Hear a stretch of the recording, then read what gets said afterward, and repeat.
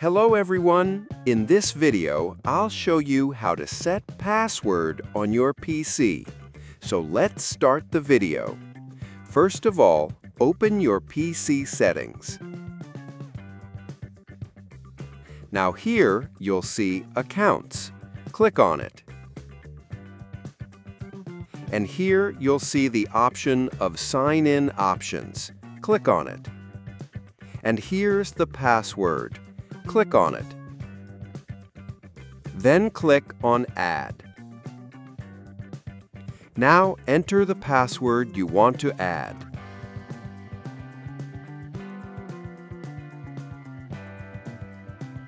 Then click on Next, and then Finish. And now the password has been set. So this is how you can set password on your PC. I hope this video was helpful.